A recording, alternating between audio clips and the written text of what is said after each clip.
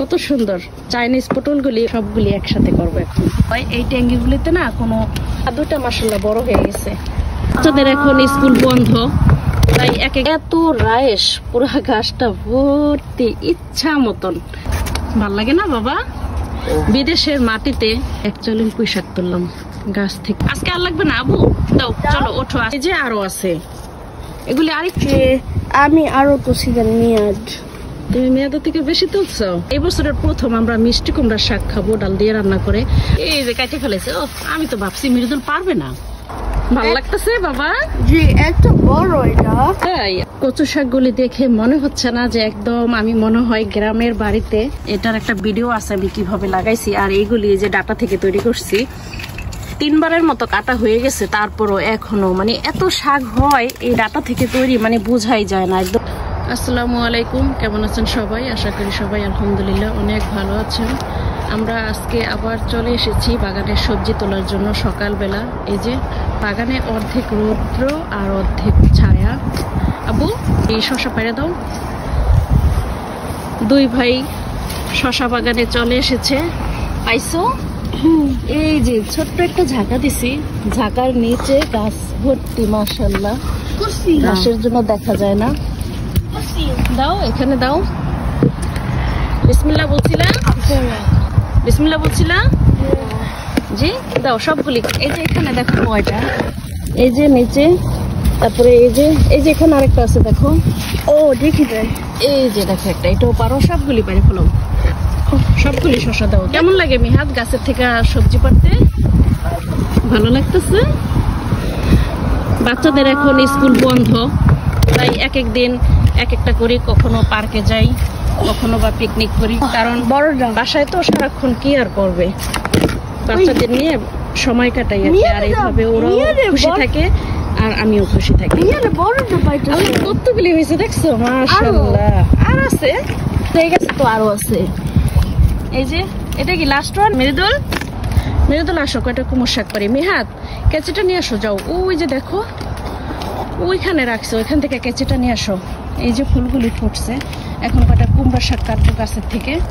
ও মিহাদ এ পাশে আসো কুমড়া শাক কাটার জন্য। ওই যে ট্যাঙ্গিগুলি বের হয় তো, ওই ট্যাঙ্গিগুলিতে না আর কুমড়া হবে না। হ্যাঁ কোথা থেকে? এই যে এটা কেটে ফেলাও, একটা ফুল ছাড়ছে এটা। এই যে দেখো গোড়া থেকে কাটো। জি এই জায়গায় কাটো। এই যে কুমড়ের যে ট্যাঙ্গিগুলি বের হয়, এই ট্যাঙ্গিগুলিতে না কোনো কুমড়া হবে না, শুধু ফুল ফুটবে। আর দেখা গেছে কড়া ছাড়লো, কড়াগুলি মরে যায়, বাঁচে না। তাই এই মাথাগুলি কেটে ডাল দিয়ে রান্না করে শাক খেয়ে ফেলবো। আর ছোট ছোট যে ট্যাঙ্গিগুলি সবগুলি কেটে ফেললো। এই বছরের প্রথম শাক আমরা খাবো না, এটা এই বছরের প্রথম আমরা মিষ্টি কুমড়ার শাক খাবো ডাল দিয়ে রান্না করে। আমরা এবার চাল কুমড়ের শাক খেয়েছি, কিন্তু মিষ্টি কুমড়ের শাক খাইনি। তাই এটা রেখে আসো। শশাগুলি আমাকে দাও। চলো আসো, 2 ভাই 2টা বেগুন কাটো। ওই যে দেখো গাছটায়, এই যে দেখো বেগুন গাছে বেগুন হয়েছে। 2 ভাই এই যে দেখো মাশাআল্লাহ। এই যে আসো মিহাদ, 2 জনে 2টা বেগুন কাটো। মিহাদ একটা কাটো আর মৃদুল একটা কাটো। তোমার বাবা একটা কাটছে সেদিন, আমরা ওই যে চুলায় পুড়ে ভর্তা খেয়েছিলাম। এই তো বিসমিল্লাহ মাশাআল্লাহ। বিসমিল্লাহ বলো পাপা। বিসমিল্লাহ। বিসমিল্লাহ বলতে হয়, কারণ একটা একটু বড়, একটা একটু ছোট। ও মিয়া কি করছে এখানে থেকে? 2 ভাই 2টা কাটবে, কারণ নাহলে আবার একটা কাটলে ও কাটছে, আমি কাটতে পারি নাই। তো না 2টা মাশাআল্লাহ বড় হয়ে গেছে। ভালো লাগতেছে বাবা? জি এত বড় এটা। তাই? আর এটা তোমার পছন্দের তো এটা না? এটা আমার বাচ্চারা এই 2 জন খুব পছন্দ করে মাশাআল্লাহ খেতে, আর আমারও অবশ্য অনেক পছন্দ। চলো এখন আমরা কি করবো, কটা লাল শাক উঠাও। 2 ভাইকে দিছে এখন লাল শাক উঠাইতে। ওরা বোঝে কিভাবে লাল শাক উঠাইতে হয়। মানে এই বড় বড়গুলি যদি আগে তুলে ফেলে, তাহলে নিচে যেগুলি ছোট থাকে ওইগুলি কিন্তু আবার আস্তে আস্তে বড় হয়। তো ওরা সব সময় আমাকে লাল শাক তুলে দেয়, ওরা খুব পছন্দ করে। শাকগুলি একজনে তোলো, আর তোলার সাথে সাথে কেচি আছে না, কেচি দিয়ে আমাকে গোড়াটা কেটে দাও। আমি একটা বল নিয়ে আসতেছি। ওকে, ওই যে কেচিটা দিছি পাপা, গোড়াটা কেটে ফেলাও, সবগুলির গোড়া কেটে ফেলাও। ওকে মিহাদ কতগুলি উঠাইছো দেখি, বলটা দাও। ও মাশাআল্লাহ, দেখি আজকে আর লাগবে না পাপা, আজকে আর লাগবে না। আবু দাও, চলো ওঠো। আজকে আমি দেখছিলাম একটা যে পিছনে পিছনে হ্যাঁ রোড, এখানে ওটা কাটে নাই। ওকে, ওই দুই একটা থাকলে আমি পরে ধোয়ার সময় বাঁচবো। চলো ওঠো, আজকে আর কাটা লাগবে না। দাও আমাকে, দাও আমাকে, দাও বলটা। চলো। মাশাআল্লাহ অনেকগুলি হয়েছে। দেখি বলটা ধরো তো একটু, দেখি শাকগুলি। দাঁড়াও, এই যে দেখো এত সুন্দর, মানে একদম বাগানের শাক কচকচা, আর রান্না করলে একদম লাল টকটকা হয়, সেই সুন্দর আর খুব নরম। এই যে পরের বার যে শাকগুলি লাগাইলো এগুলো এখন এই যে খাওয়ার উপযুক্ত হয়ে গেছে, বড় হয়ে গেছে সব। আজকে প্রথম তুললো। আসো, সামনের বাগানের কচু শাক একটু পরে কাটি, পিছনে আমাদের বাগানে জুকিনি আছে, চলো সেই জুকিনিগুলি আগে কেটে নিয়ে আসি। মৃদুল বাগানের ভিতরে চলে গেছে জুকিনি কাটার জন্য। এই যে পাপা আসো, এই এটা কাটো, এই যে এটা কাটো। বিসমিল্লাহির রহমানির রহিম বলছো,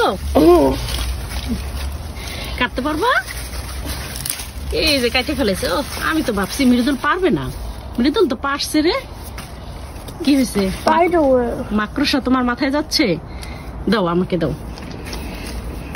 ওকে, আসো এলাখন এসে পড়ো, বের হয়ে যাও। এটাও তো কাটলা, এখন আর কি কাটবা? আর কি আছে দেখো। এখন ওরা চাইনিজ পটল পাড়তেছে। এটা কি জানো? চাইনিজ পটল কত সুন্দর হয়েছে।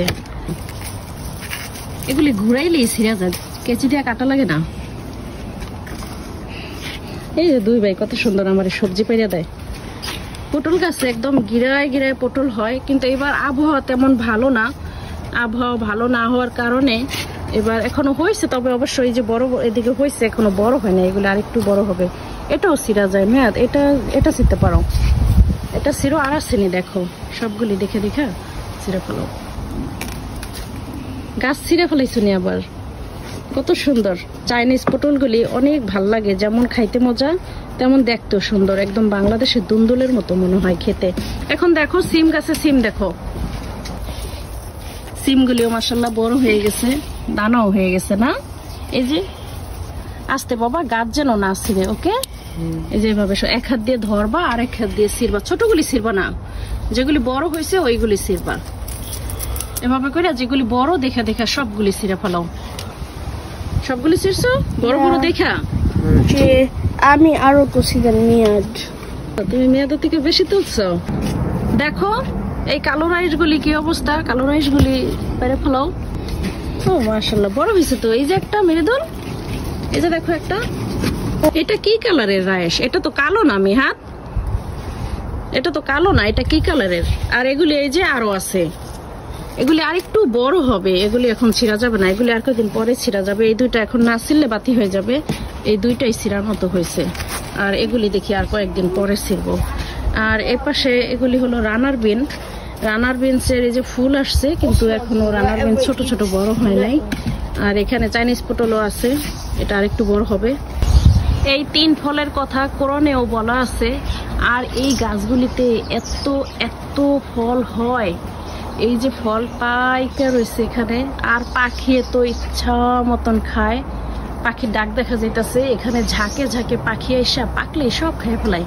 এটা আমাদের নেইবারের গাছ, তবে ওরা আমাদেরকে বলে দিছে আমাদের যখন খেতে মন চায় আমরা যেন গাছ থেকে পাকলে খেতে পারি, কারণ ওরা দুজনে তো ডাক্তার, যার কারণে ওরা সময় পায় না। একজন বাসায় আসলে আরেকজন কাজে থাকে, তো এগুলি ওরা লাগাইছে গাছ ঠিকই, কিন্তু ওরা খায় না। তো যেহেতু আমাদের পাশের বাসা, তারা যেহেতু অনুমতি দিয়ে দিছে, তাই যখনই পাকে আমরা গাছ থেকে এই যে পাকাগুলি পারি। ওই যে পাখি দেখা যেতেছে, ঝাঁকে ঝাঁকে পাখি উড়ে, আর ওই গাছটায় যায় বসে। ওই যে পাখি দেখা যায়, এই যে পাখি উঠতেছে দেখছো, এই যে জুম করলে দেখা যায়। এই যে আরেকটা ডালে ডালে শুধু পাখি উড়ে আর এই ফলগুলি খায়। ছোট্ট একটা গাছ, গাছটা কিন্তু অনেক ছোট, বড় হয় নাই তেমন, কিন্তু গাছটায় পাতা থেকে বেশি রাইস। একদম মানে মনে হয় যেন এটা হাজারি রাইসের গাছ। দেখেন একদম এত রাইস, পুরা গাছটা ভর্তি ইচ্ছা মতন। মেহাদ মৃদুল নাও এখন এই রাইসগুলি পারো। পারছো? রাইস পারা হয়ে গেছে? জি, আমি আরো মেয়াদের থেকে আছে। দাও, তুমি সবসময় মেহাদের থেকে বেশি করতে পারো। দেখি আমি আজকে তাইলে এখন এটা আরেকটু বড় হোক নাকি আর কয়েকটা আছে, এগুলি আরেকটু বড় হোক। অনেকগুলি পায়রা ফেলাইছে।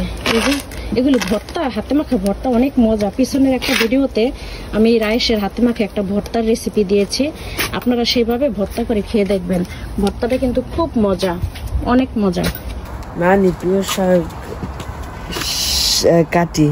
হ্যাঁ কাটো, এই যে বড় হয়ে গেছে দেখো, মাশাআল্লাহ। এই যে এই চারাগুলি আমি কিন্তু লাগাইছি, এটার একটা ভিডিও আছে আমি কিভাবে লাগাইছি। আর এইগুলি এই যে ডাটা থেকে তৈরি করছি, 3 বারের মতো কাটা হয়ে গেছে, তারপরও এখনো মানে এত শাক হয় এই ডাটা থেকে তৈরি, মানে বোঝাই যায় না। একদম চারা তৈরি করলে যেমন হয় ঠিক তেমন। আবু নাও কাটো, জি এখান থেকে কাটা ফেলো। দেখি কত বড় বড় হয়েছে, মানে এত বড় বড় হয় কাটি তারপরও হয়। আবার গোড়া থেকে পাতাগুলি ছিঁড়লে আবার তখন অনেকগুলি শাক হয়ে যায়। এখন মৃদুলের কাটার পালা, কাটছো? দেখি উপরে উঠাও। কত সুন্দর শাকগুলি, একদম কচকচা না, অনেক মজা, ফ্রেশ শাক খাইতে।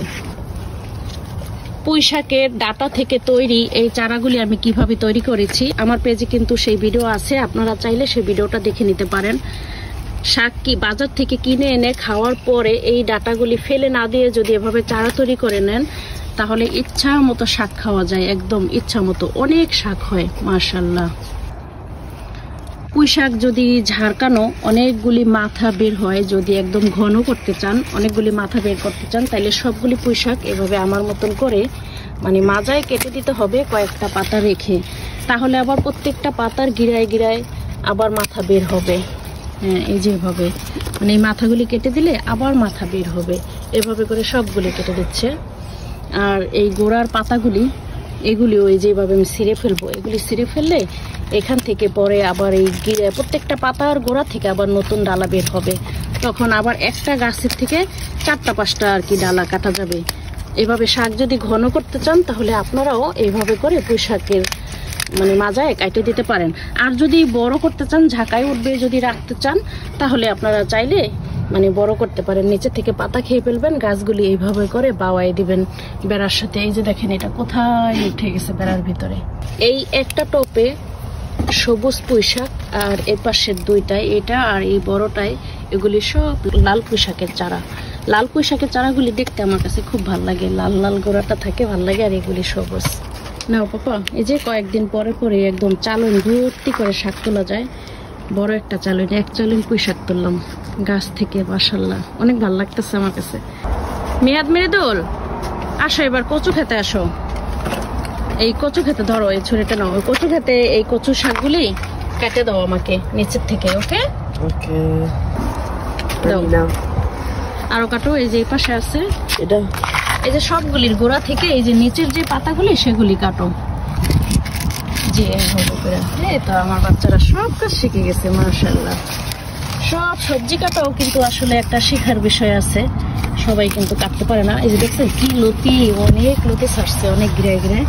তো শাকগুলি কাটে গাছগুলিকে একটু পাতলা করে দিই, এই যে এইভাবে করে সবগুলি। বাবা এটা, তারপরে এই যে এটা গোড়াগুলি মাশাআল্লাহ অনেক স্বাস্থ্যবান হয়েছে, ভাল লাগে না বাবা? বিদেশের মাটিতে বাংলাদেশের মনে হচ্ছে একদম এক টুকরো কচু ক্ষেত আমার এই বিলেত বাগানে, আর এত ভাল লাগে না কচুর এই বাগানটা, মানে আমার একটা বাগান হয়ে গেছে। সবগুলি টপ আমি একটা পাশে রাখছি, মনে হচ্ছে যেন একটা বাগান। আর এইভাবে শাক কাটার পরে কার না ভালো লাগে বলেন? দাও পাপা আমাকে দাও, এখন সবগুলি কাটছো দেখি। ও দাও মৃদুল, তুমি কাটবা না? আসো তুমিও কয়টা কাটো, নাহলে তো পরে আবার বলবা যে মেহাত কাটলো আমি কেন কাটতে পারলাম না। আসো, চলে আসো। আমরা মা ছেলেরা লন্ডনের কচু খেতে বিলেতের মাটিতে বাচ্চারা কত মজা করে কাটে, দেখছেন কি ভালো লাগে। আসলে এই কাজগুলি বাচ্চারা করলে অনেক খুশি হয়। ওদের যেহেতু এখন ছুটির দিন চলতেছে, তাই ওদের সময়ও কাটে। দেখো সবগুলি কাটো, আর আছে না? ওই যে এখন আবার অন্যগুলি গাছে, সবগুলি গাছের এভাবে করে কাটতে হবে। এই লতিরাজ কচু গাছগুলি সারা বছর এই গাছ থেকে শাক খাওয়া যায়, আর লতিও খাওয়া যায়। শীতের সময় এখানে যেহেতু অনেক শীত, ওই শীতের সময় আমি সবগুলি টপ ঘরে নিয়ে রাখি।